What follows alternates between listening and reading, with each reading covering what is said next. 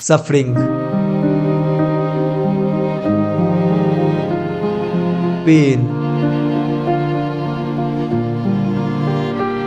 Loneliness.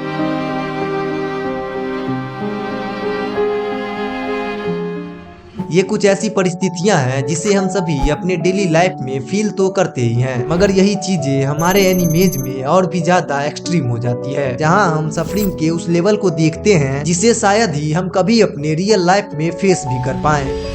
तो इसीलिए आज की इस वीडियो में हम बात करेंगे नारुतो एनीमे के उन टॉप 12 कैरेक्टर्स के बारे में जिन्होंने ट्रू पेन एंड सफरिंग को जिया है। Starting with Sasori of the red sand, जिसे तुमने पहली बार नारुतो शिपुडेन के स्टार्टिंग एपिसोड्स में देदारा के साथ देखा होगा, जो पहली बार अपने पपेट बॉडी हिरुको के साथ देखने में तो एक क्रीपी मॉन्स्टर लग रहा था, जो कि वो था भी, मगर असल में उसके अंदर छिपा होता है एक इनोसेंट सा बच्चा जिसकी बैक स्टोरी सच में सफरिंग एंड ट्रेजेडी से भरी थी, क्योंकि सासोरी अपने पूरे जीवन सिर्फ एक चीज को ही तरसता रहा और वो था उसके पेरेंट्स का प्यार, जो कि उसे कभी नहीं मिला। जब वो बहुत छोटा था तब ही उसके मॉम डैड को उसे छोड़कर बैटलफील्ड में जाना पड़ा, मगर जाने से पहले उन्होंने सासोरी से वादा किया था कि वो जरूर लौटेंगे। बट वीक होने के कारण वो दोनों काकाशी हताके के फादर साकुमो हताके के हाथों युद्ध में मारे जाते हैं, और इधर सासोरी अभी भी उनका इंतजार कर ही रहा होता है, मगर वो वापस कभी नहीं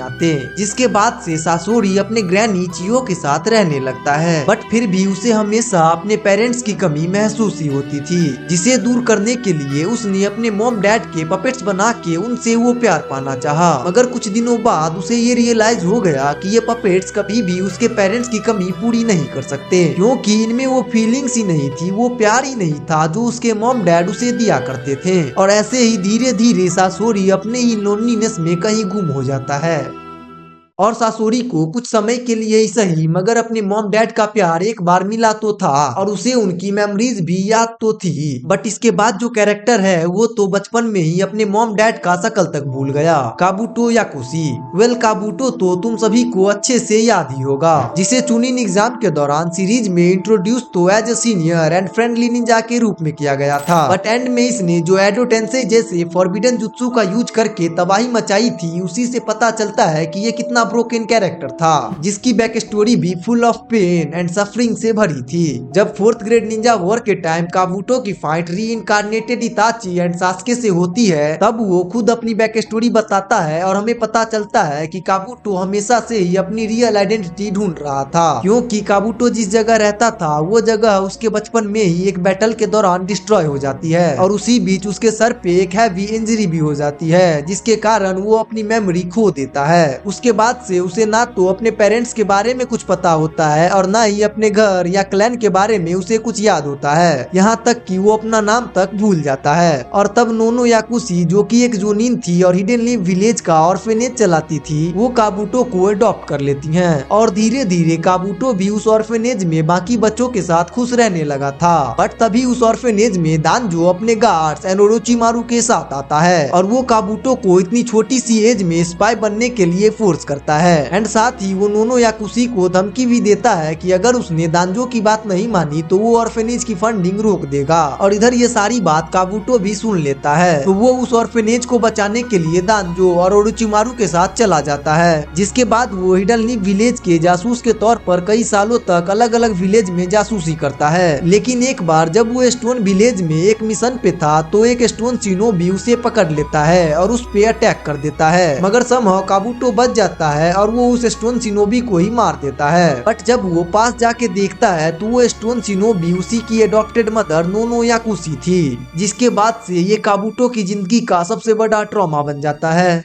अब नेक्स्ट आता है ह्यूगा क्लैन का केज वर्ड नेजी ह्यूगा, जिसकी फिलॉसफी बिल्कुल उसके लाइफ पे बेस्ड थी कि इंसान की किस्मत पहले से ही लिखी होती है, जिसे वो चाह के भी नहीं बदल सकता, क्योंकि बंदे में इतना पोटेंशियल होने के बाद भी उसे अपनी पूरी जिंदगी लिटरली स्लेवरी में बितानी पड़ी। तुम लोगों को तो पता ही होगा कि ह्यूगा क्लैन 2 फैमिलीज में डिवाइडेड था, main family and branch family, और अपना नेजी ब्रांच फैमिली से बिलोंग करता था, जिससे उसे विरासत में मिली द केज बर्ड खतरनाक सील, जो उसे अपने क्लैन में सबसे ज्यादा स्ट्रॉन्गेस्ट होने के बाद भी अपने से कमजोर हिनाटा ह्यूगा की स्लेवरी एंड उसे हमेशा प्रोटेक्ट करने को मजबूर करता। एंड एग्जैक्टली सेम केस इसके फादर के साथ भी था। जस्ट बिकॉज वो उसके अंकल से कुछ मिनट्स छोटे थे तो उन्हें भी अपने भाई का स्लेव बना दिया गया। और सिर्फ इतना ही नहीं, एक बार जब क्लॉड विलेज से एक निंजा आधी रात में हिनाटा ह्यूगा जो कि नेजी के अंकल की बेटी थी उसे किडनैप करने की कोशिश करता है तो वहाँ सिचुएशन कुछ ऐसी बन जाती है कि हिनाटा के फादर हियाशी ह्यूगा को मरना पड़ता। But twins and branch family से होने के कारण वहाँ नेजी के फादर हियाशी ह्यूगा को मरवा दिया जाता है नेजी के आंखों के सामने। और बिल्कुल अपने डैड के जैसे ही 4th ग्रेड निंजा वॉर के टाइम नेजी भी हिनाटा एंड नारुतो को बचाने के लिए खुद को सेक्रीफाइस कर देता है, जिस सीन को एक सच्चा नेजी फैन तो कभी नहीं भूल सकता। अब इसके बाद आते हैं पूरे नारुतो वर्स के दो ऐसे कैरेक्टर्स जिनके बिना हिडन लीफ विलेज कभी एग्जिस्ट भी नहीं करती, हाशिरामा सेंजू एंड मादरा उचिहा। इन दोनों की back story and life teenage तक तो ऑलमोस्ट सेम ही रही, जहां दोनों ही अपने अपने क्लैंस के स्ट्रॉन्गेस्ट किड थे एंड दोनों के पास वॉर्फ में अपने बहुत से क्लोज वंस खोने के बाद एक एक भाई बचा था, मादरा के साथ इजुना एंड हाशिरामा के साथ तोबिरामा। एंड अल्टीमेटली दोनों का गोल भी एक ही था, इस वर्ल्ड में पीस लाना। बट आगे जाके कुछ ऐसी सिचुएशंस क्रिएट हो जाती है कि हाशिरामा का भाई तोबिरामा मादरा के भाई इजुना को मार देता है, जिसके बाद से इन दोनों का गोल तो सेम ही रहता है मगर रास्ते अलग अलग हो जाते हैं। एंड फ्यूचर में हाशिरामा की लाइफ तो उतनी पेनफुल नहीं होती मगर मादरा उचिहा की स्टोरी सफरिंग एंड रिवेंज से भर जाती है।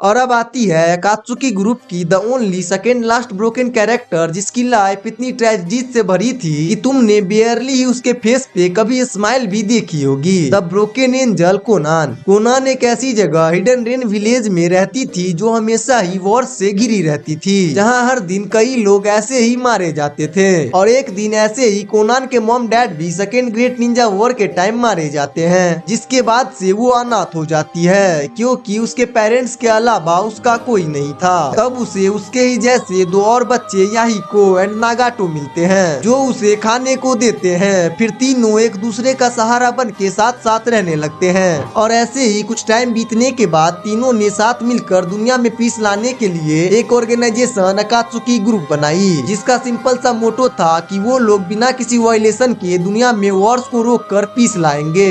मगर जैसे ही इस ऑर्गेनाइजेशन के बारे में हांजो और दांजो को पता चला, दोनों ने कोनान को हॉस्टेज बना लिया और फिर उसके सामने ही याहिको से खुद को मारने के लिए बोला। एंड याहिको ने अपने फैमिली जैसे फ्रेंड्स को बचाने के लिए खुद को सेक्रीफाइस कर दिया, वो भी कोनान एंड नागाटो के आंखों के सामने ही। और उसी दिन याहिको के साथ ही कोनान के emotion, feelings and even smile तक मर गई।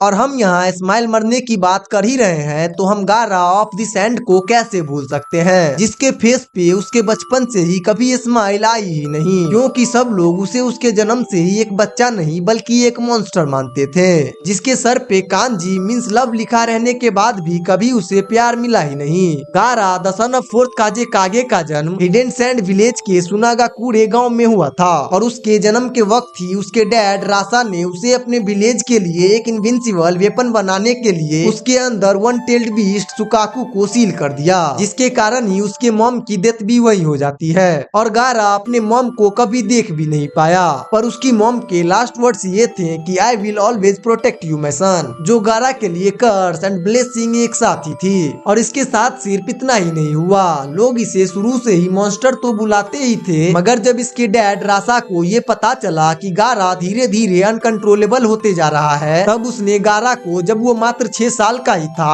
अपने भाई यासामारू जिसे गारा सबसे ज्यादा प्यार करता था उसी के हाथों मरवाना चाहा। मगर वो गारा को नहीं मार पाता। तो जब गारा ने अपने अंकल से पूछा कि तुम मुझे क्यों मारना चाहते हो, तो उसके अंकल जिससे वो दुनिया में सबसे ज्यादा प्यार करता था उसने भी उससे कहा कि तुम एक मॉन्स्टर हो और मैं तुमसे कभी भी प्यार नहीं करता था। और इस स्टेटमेंट के बाद से गारा एक कोल्ड हार्टेड किलर बन जाता है जो सिर्फ खुद से ही प्यार करता था और अपनी एग्जिस्टेंस प्रूव करने के लिए किसी को भी मार दिया करता। और अब नेक्स्ट आता है इसी के जस्ट सिमिलर बैक स्टोरी वाला कैरेक्टर जो गारा से भी ज्यादा दुख झेलने के बाद भी कभी गलत रास्तों पे नहीं गया, क्योंकि जब भी वो गलत रास्ते पे जा सकता था तभी उसे कोई न कोई सही रास्ता दिखा जाता। हाँ, मैं बात कर रहा हूँ द ओनली सेवंथ होकागे नारुतो उजुमाकी की। देखो, नारुतो की बैक स्टोरी भी ऑलमोस्ट गारा के जैसी ही थी। जैसे गारा को उसके जन्म के साथ ही वन टेल्ड बीस्ट सुकाकू का जिंजुरिकी बना दिया गया था, बिल्कुल वैसे ही नारुतो को भी नाइन टेल्ड बीस्ट कुरामा का जिंजुरिकी बना दिया गया। एंड नारुतो के अंदर भी लोग एक बच्चे को नहीं बल्कि एक मॉन्स्टर को देखते थे। हिडेनली विलेज के सभी लोग नारुतो से नफरत किया करते। नारुतो जहाँ भी जाता लोग वहाँ से भाग जाया करते, और तो और लोग अपने बच्चों को नारुतो के साथ खेलने तक नहीं देते थे।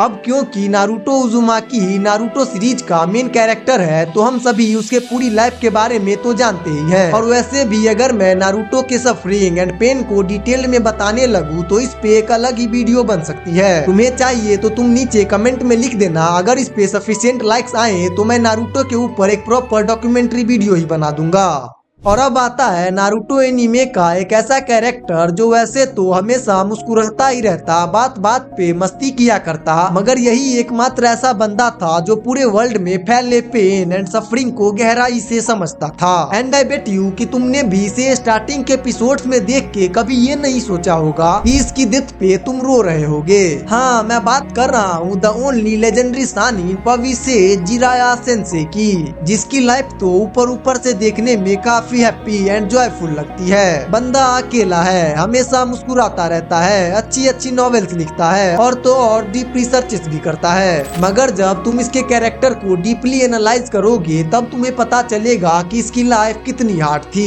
बंदा जिसे अपनी लाइफ में सबसे ज्यादा प्यार करता था, कभी उसने इसे रिटर्न में वैसा प्यार किया ही नहीं। मतलब प्यार तो था बट एज ए फ्रेंड वाला। और सिर्फ इतना ही नहीं, जिराया सेंसे ने जिन स्टूडेंट्स को ट्रेन किया, प्यार किया और सहारा दिया, वो लोग ही उसके विलेज कोनोहा को डिस्ट्रॉय करने के लिए अकात्सुकी जैसी डेडली ऑर्गेनाइजेशन को एस्टेब्लिश करते हैं। और जब जिराया सेंसे खुद उन्हें रोकने के लिए उनके विलेज गए तो उन्होंने इन्हें ही मार दिया।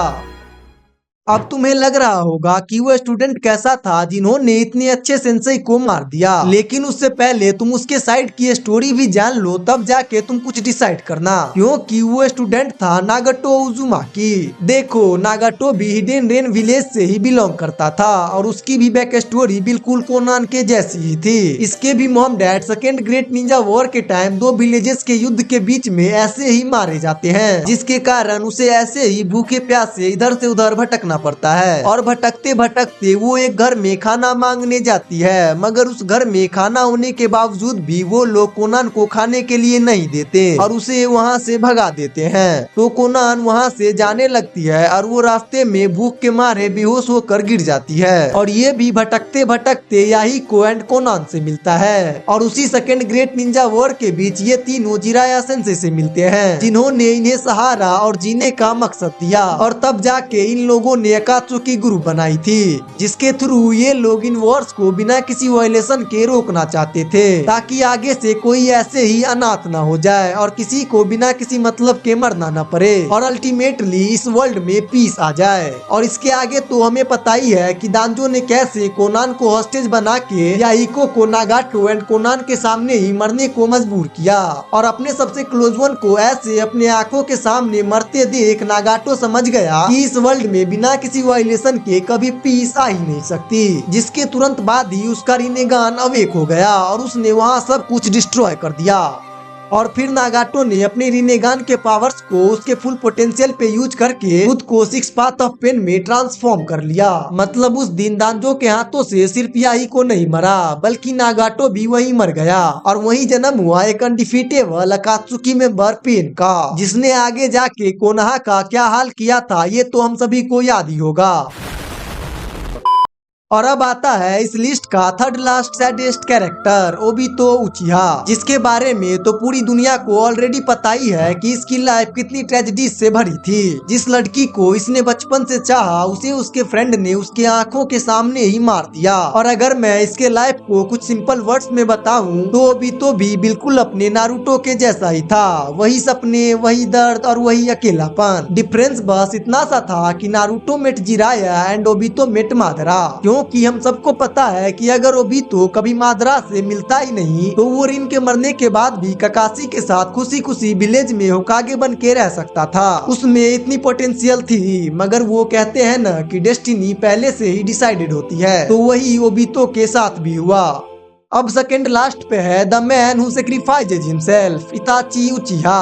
अब इसके लाइफ एंड बैक स्टोरी के बारे में भी हम सभी को तो ऑलरेडी पता ही होगा, जहां इसने अपने विलेज को बचाने के लिए दांजो से मैनिपुलेट होकर एक ही रात में अपने पूरे क्लैन तक को खत्म कर दिया, सिर्फ अपने भाई सासुके उचिहा को छोड़कर, जिससे वो सबसे ज्यादा प्यार करता था। और उसके बाद एक ट्रू हीरो होने के बाद भी खुद को एज अ विलन पोर्ट्रे किया अकात्सुकी ग्रुप ज्वाइन करके, जिसके पीछे भी इसका एक ही मकसद था कि ये दूर से सही मगर अपने छोटे भाई एंड विलेज को प्रोटेक्ट करता रहे, जिसके लिए इसने खुद की आइडेंटिटी तक को सैक्रिफाइस कर दिया। और इसीलिए हम नारुतो फैन इताची को इतना पसंद भी करते हैं। And at the last but not the least आता है पूरे नारुतो वर्स का सबसे सैडेस्ट कैरेक्टर काकाशी हताके, जिसने अपनी जिंदगी में न जाने कितने ही दुख झेले मगर फिर भी कभी गलत रास्तों पे नहीं गया। सबसे पहले इसके dad white fang of the leaf Sakumo Hatake, जो कि कोनहा के लिए एक बहुत बड़े सिनोबी थे, फिर भी जब उन्होंने एक मिशन के दौरान अपने कॉमरेड्स को बचाने के लिए उस मिशन को बीच में ही छोड़ दिया, तब विलेज वालों ने ये सब भूल कर कि उन्होंने पास्ट में विलेज के लिए कितना कुछ किया है, उन्हें ट्रेटर घोषित कर दिया, जिसके कारण जब काकाशी मात्र 4 साल का ही था तब उसके डैड ने सुसाइड कर लिया। फिर उसके बाद उसके हाथों ही रिन, जो कि उसकी बहुत अच्छी दोस्त थी, उसकी भी डेथ हो जाती है, जिस दुख से वो कभी भी उभर ही नहीं पाया। और सिर्फ इतना ही नहीं, अगर तुम काकाशी के लाइफ को भी डीपली देखोगे तब तुम्हें पता चलेगा कि वो मास्क के ऊपर से जितना कूल एंड हैप्पी दिखता है, वो अंदर से उतना ही ब्रोकन और रिग्रेट से भरा हुआ है। और तब तुम्हें काकाशी के मास्क के अंदर छिपे हुए दर्द का एहसास होगा।